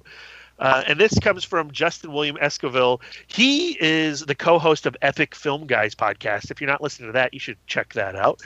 He wants to know, how long did Adam Driver pump iron every day to get those pecs so perfectly shaped? 8 hours. I think that the high-waisted pant also accentuates that. I find it very flattering. Just in general. It just covers up those love handles. The good you might be right, Lisa, because he could still have a little pudge, and it could kind of hold it in a little bit. So all he has to do is kind of really just do a lot of bench press to get the pecs up. So yeah. He was definitely bench pressing right up until he yelled action. He got to yell it himself. He's just doing push-ups, and then he's like gets up, yells action with his enormous Adam Driver mouth. He's so scary. Even on girls, he's scary. It was cool to see the scar. I didn't realize the scar went all the way from his face all the way through like his shoulder and the front part of his body. It was cool to kind of see that whole, how that affected him from The Force Awakens. Okay, so this question is kind of tying into what Brian was saying, and it comes from Andrew Dursum, who I know did not like this film. We talked a little bit through a private message after the film, and he was most disappointed. And I'm sorry, Andrew, but he asks on our Facebook page, do you foresee any conclusion for the final film beyond Kylo versus Rey? I think it's going to be like a starting over story. So they're now on Crete. It's now about getting the word out. There's still so much. Well, they're not on there anymore. They left on the well, yeah. But it's going to be a jumping off point, a rebuilding point, I think. And I think that there is so much Empire out there. I think that we've only seen a sliver of that. I think that the potential for villains is bottomless. Yeah. I do think that Rey is the big threat now, and not Rey. Kylo is the big threat now, yeah. And their confrontation, the whole story now rests on what happens to them. Well, but also, to go back to Brian, Brad, hold on, Brad. Yeah, But okay. also, don't forget about. No, you were right in saying Rey, because Rey also has. She's not like Luke's fear. He said that she didn't immediately turn away from the dark side. It's not. I don't think it's totally out of the question for her to at least go closer towards it or still be affected by it. Yeah, I think the back and forth between dark and light will be a driving force. I also think the idea of balance ultimately being everybody has light and dark in them, and you have to balance it. The prequels talk about the prophecy of the one who will bring balance to the Force, and maybe that is Rey. And she does bring balance, and that when Luke's talking about the Jedi ending, maybe the Jedi do end because the religion has to evolve to accepting light and dark in all of us. Yeah. Now the Carrie Fisher thing, Brian. Yeah. She's alive at the end of this story. I do not want her recast. I do not want her CGI'd. It's unfortunate this film left her character to continue, and she is not there to fulfill that. I think it would do a disservice to recast. Or You think so? Yeah, I do. Personally, that's my take. I think it's a very personal decision, but that's my point of view on it. Yeah. I think that she could be Spocked, like where we have a time jump in the movie, and we're in a place of mourning for Leia. I think that's feasible. Yeah. The other thing is, like, I don't want to experience that either. I think we're just in a real shitty situation, and good luck writers making it work for Brad and the millions of other fans out there. Yeah. But, I think there's still the story of Poe. There's still the story of Finn. There's still the story of Rose. And at the end of the day, Episode 9 is about continuing the characters. Now, if you don't like the characters, Andrew, I am sorry. And there might not be anything in Episode 9 for you. No. But maybe there will be, and you're going to see it anyway. Yeah. Okay. Going into another question. This one comes from Rick Humphreys.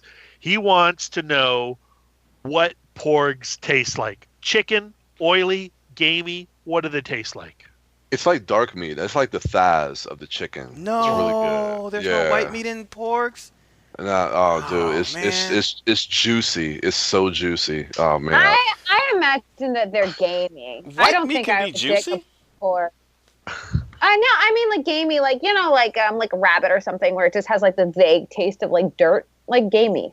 Oh really? They're fit, man. like they, dirt. I think it would have more of a like a sweet taste, like duck. Like a duck. No. Yeah. I think it's duck. I'm going I'm with sure duck. that they taste like a penguin. I just haven't had the pleasure of eating penguin. Well, they do have webbed feet, so damn it. All Okay. right. Back to William Hawk on our Facebook page. He's now seen the film, and he definitely needs 2 viewings. Yeah. He writes, I felt that it dragged the first half and then it exploded in the second half. But watching it a second time, it flowed together quite nicely. Mm-hmm. I do have one concern. It ended like the series would end, like it ended like a series would end, but with potential for more. But knowing that there is a third movie, it does leave it wide open for JJ to interpret how far in the future we go, and is this the end? Can it be farther enough in the future for Leia to be dead already? So kind of going back to what we were talking about before. Yeah. Lisa mentioned how there could be a time jump. You know, I guess I would be okay with a time jump. I mean, I don't know if I necessarily want like 60 years in the future or something ridiculous. Yeah. Yeah, I don't think you could go that far because the Finn, Poe, and Rey are still pretty young. So And we could put them in like Gary Oldman, Churchill. You might be able to time jump maybe 5 to 10 at the most, but That's what I imagine. I imagine 5 to 10 years, so that we can have some more progress, so that we don't have to watch the characters inch together. Like I feel like there's a lot of stuff that I'm personally interested that are very open-ended, mostly having to do with Finn and Rey, and where does their relationship go from now? You know. And we are going to close out our questions with one from our own indie dork, Billy Das. He says, what do you make of what Luke sees in his last scene in the movie, the twin sons? What does he see? Is it a matter of him seeing something? Yeah, or is I don't it a know. matter of him?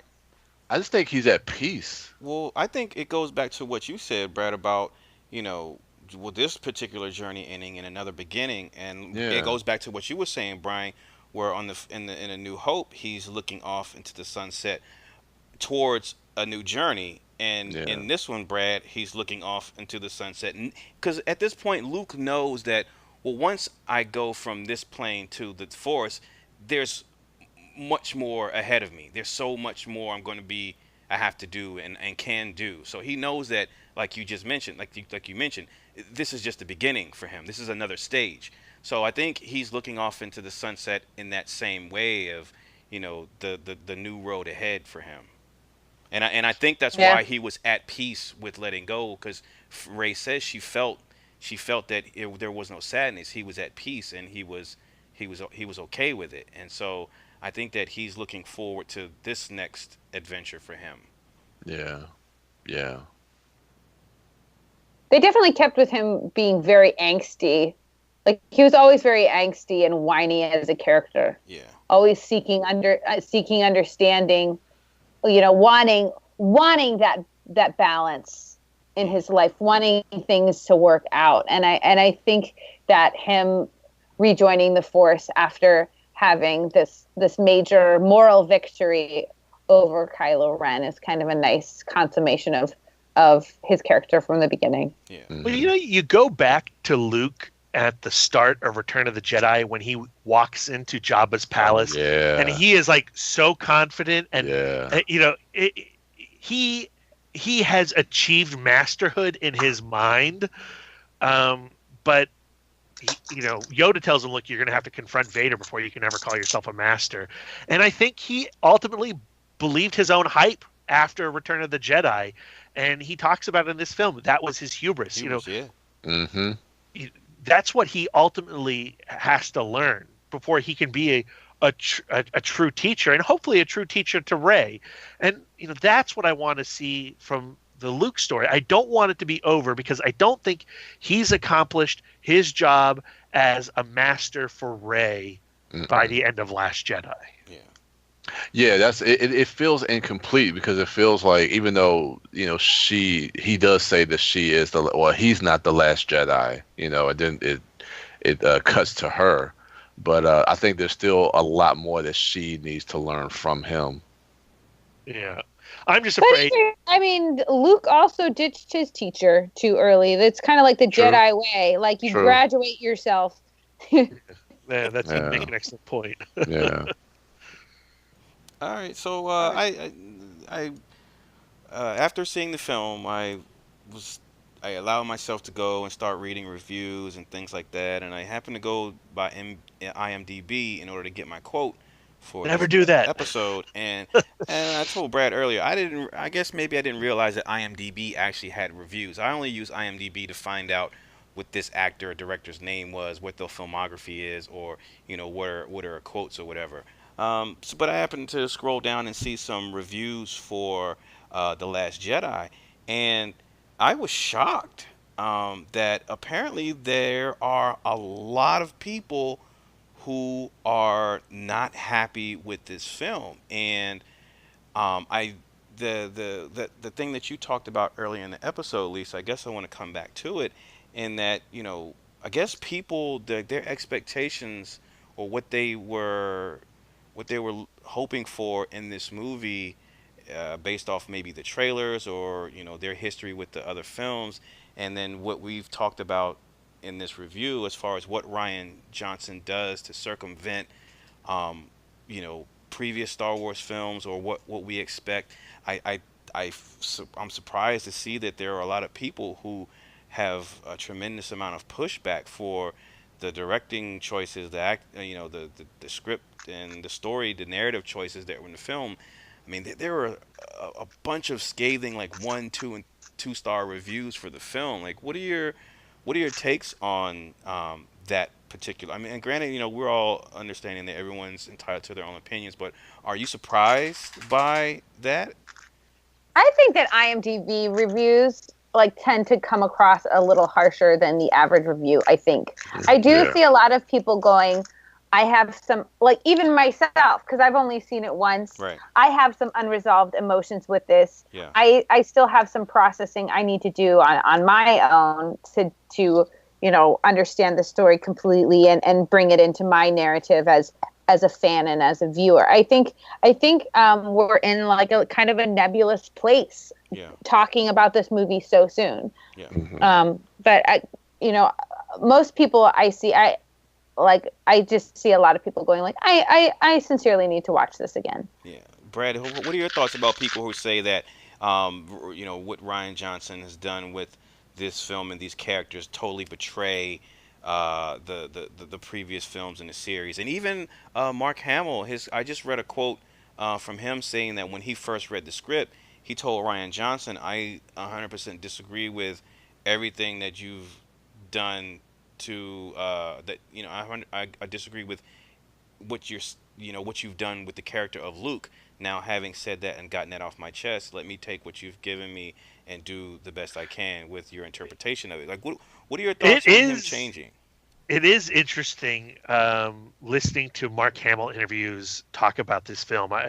He just did a brief junket interview with Slash Film, Peter Soretta, and he talks about his trepidation with how Luke was written in this film and where his narrative arc went. And I understand that trepidation. Yeah. And I really appreciate Mark Hamill being so honest. Mm-hmm, now, Mark Hamill does also say that he's very proud of this film and he likes the end result quite a bit. But we've talked about this. It's what we said at the start of this podcast.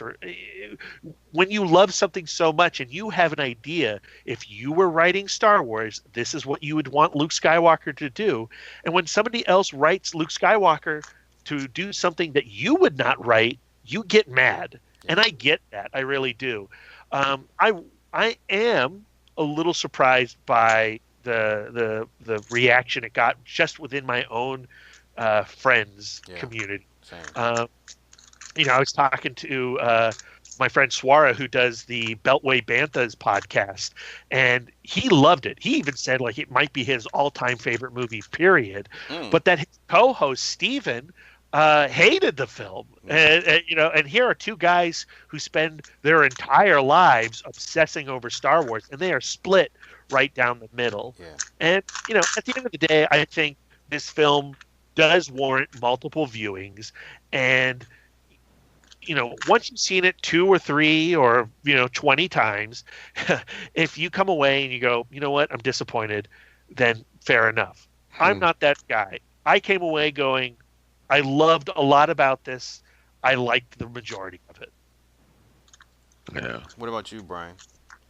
I think it really just comes down to like expectation and Right. what people are expecting out of a Star Wars film. And again, this movie doesn't play it safe. And I think a lot of people, as much as they say they want to see something different or something different from the original trilogy, and I do believe them to a degree, but it's like when Ryan Johnson delivers on that, it's like, wait, whoa, whoa, whoa. I don't know if I don't know if I asked for all of this. It's just like, you gotta be careful what you ask for because you just might get it, and when you do, you gotta take the results of the overall film with that Ryan Johnson that's presented to you. And I mean, do I like all the choices that he made, whether good or bad? Some of the stuff was okay. Some of the stuff I'm still trying to process and trying to deal with, but I think overall it is going to propel Star Wars into a new direction that I'm excited to see where it goes. Like I said, before this film, I had no idea. Like I had an idea where Episode 9 would go. Now I don't really get too much. I mean, we talked about that before as far as like fan theories. I don't get too deep into that. But I had an idea of how I thought the whole trilogy would play out. Now, after seeing this film, I have no idea, and to be honest with you, that actually excites me. Yeah. But like you were saying, Lisa, I think they have planted the seeds for what Episode 9 could be after seeing this movie. But as far as what I was thinking, what it could be, and now kind of changing what has been presented and where it could go from here, I'm excited. I'm excited to see where the next episode goes. Do you think it's a? Do you think this is from a question I have? Is it fair to expect uh, the same thing? What we got with the original trilogy from these new films or any subsequent films that may come. Like, because what you said, Brad, was, about how you'll never see another Star Wars film in the same way that you see the original trilogy, and I think for me, why that would hold true and why I might not see any other films in that same way is because those films came out in a time where there wasn't a precedent of that, and they came out at a time where I was like you was at a young and an imaginative and an impressionable age where I had not been given this sandbox for my imagination to play in. But now we live in a Marvel MCU age. There are kids who are growing up where the MCU is a normal thing. Like, but for us, when we were kids, we never would imagine something like that. So we are from a time where these things were wholly unique. So those original trilogy are special, and those characters, they those particular archetypes. Granted, they were inspired by something similar, but they've become staples in their own right and have inspired characters to be sort of your Han Solo, your Luke, your Leia, whatever. But that was unique and original and special for what it was. Is it fair to expect that from The Last Jedi? I don't know if it's fair, but it's inevitable. Yeah. Like, that's how fandom works. Yeah. And things are going to work for some folks, and things are going to not work for other folks, and for a variety of reasons. Yeah. But I mean, also when Brad saw Star Wars for the first time, when many of us saw Star Wars for the first time, he was a child. Yeah. And watching things as a child is just something that you cannot replicate. It's like a magical thing. And there are children who are 5, 6, 7 years old who are watching this new trilogy for the first time, and this is going to be their Star Wars. Yeah. Absolutely. There were two little girls sitting next to me in the theater, and I can already see it because they gravitate toward, and that's what's brilliant about Star Wars. They gravitate towards the animals. They were every time a porg or one of those ice dogs came on screen, they were just jumping up and down. But then you can also see them kind of getting into the story when things started to happen. So I could just imagine them 15, 20 years from now, like really loving these movies because of that experience they just had last night. It's amazing. Yeah. Darren, when you were talking about when you were closing your eyes for the trailer, Yes. and your daughter Sia was watching the trailer and she said, "Oh wow." Do you suspect what she saw? I that made her don't. go, "Oh wow"? I don't because I've seen like seven. You need to report back on that. I'm sincerely curious. I will find out tomorrow. I can't. It's funny that you mentioned. I didn't think about that till just now, but thinking back, having seen the film, there were like at least 17 oh wow moments for me. So I have no idea what she could have seen. But you know what? I'm gonna go back and actually I should watch the trailer. I'm gonna watch the trailer, the most recent trailer, to see if I can kind of pick out and guess before I ask her tomorrow. But I'll find out. I'll let you know. Yeah. All right. Brad, you gave it 3.5 stars. Yeah, it's 3.5, almost a 4. I Yep. do feel like it's a movie that will probably become a 4 upon rewatches. Yep. And honestly, like it always happens. It happened in our Shape of Water conversation. It happened in our Mudbound conversation.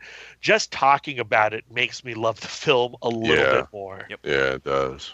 Lisa, what do you got? So before we talked about the film, I was saying I texted my friend Lindsay because she was at the same screening as Brad and I for her first viewing yesterday, and I told her that it was a 3.5 leaning towards a 3 because I was kind of sitting with it on my own. Yes. But you guys, you're infectious. So it's a solid 3.5 for me, and I do look forward to my next watch. I kind of am bummed out that I had to lay out my feelings cards first at the beginning of this, and I'm going I'm whelmed. I'm not sure, and I still am kind of in that place. Yeah. But I did enjoy the film, and I did enjoy laughing with the characters, and that is something that I've always liked about the Star Wars films. Yeah. And something that I did not get with Rogue One, and Rogue One never did connect with me, even on subsequent watches. So I'm looking forward to seeing it again, and I really enjoyed it. 3.5. All right, what do you got, B? I haven't gone on Letterboxd to put my review up because I don't go in there a lot anyway. But, Right. But I would say it's a solid 3. I mean, I'm trying to really hold off giving ratings until I can really kind of Sit with it for a while and let it marinate. How many times have you seen it? I've only seen it Just once. Okay. Yeah, so I want to see it again, and I don't know, coming out of it the first time, I liked it a lot. I just didn't know, because of everything that I saw, and like you were saying, Lisa, there's so much going on in this film. I was like, you know what, I need to see this again. But I think, like you were saying, Brad, with our conversations and going through the film and going through our points, it does make me like and appreciate a lot of the choices that the actors and the director made. But right now, I think I give it a solid 3, which is, I liked it a lot. Yeah. So yeah. I tell you what, the second viewing of this film plays a lot better, especially in the first half of the film, like I mentioned earlier, when characters say some things so when initially Rey and Kylo first have that exchange, and he goes, how are you doing this? And he goes, wait, you can't be doing this. The strain alone would kill you. So that right there is a hint that it's Snoke, and now that you know that Snoke was the one who was doing it all along. So when that moment happens, and there's several other moments and lines of dialogue that allude to something that pays off later on. So when you see it the second time, knowing it, it plays a lot better, I think. So I'd be curious to hear your thoughts after your second watch. You too, Lisa. For me, So this being this being the center of a trilogy, it is created to have unresolved emotions to go with it, because a lot of our questions are going to come to fruition in the next film. Yes, that's true. Yeah. I gave my first watch 4 stars. For the sheer excitement of seeing it, seeing all the images for the first time, and just the coolness of a lot of the shots and the scenes and the sequences that were taking place. And even in spite of my reservations, not reservations, but my issues with the script, that was my biggest issue with The Last Jedi. There were just some lines of dialogue that just did not land for me. It wouldn't be a Star Wars film without that. Right. And so and so yeah. So but even in spite of all that, I said, you know what, I loved what I saw in this film.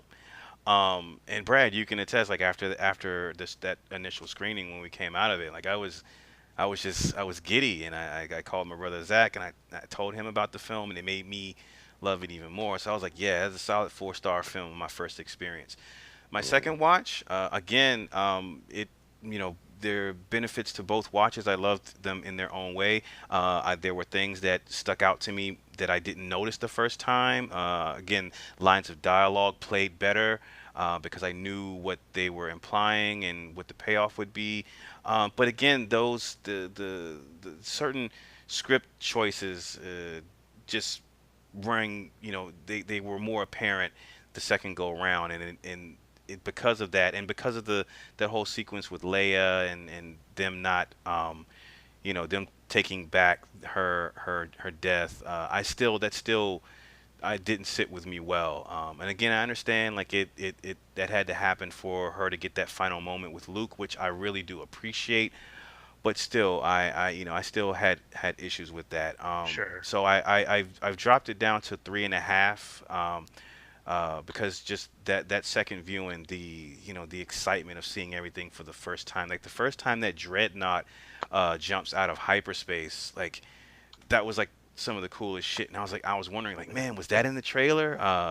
So I don't know, but I still, even with 3.5, I still really enjoy this film.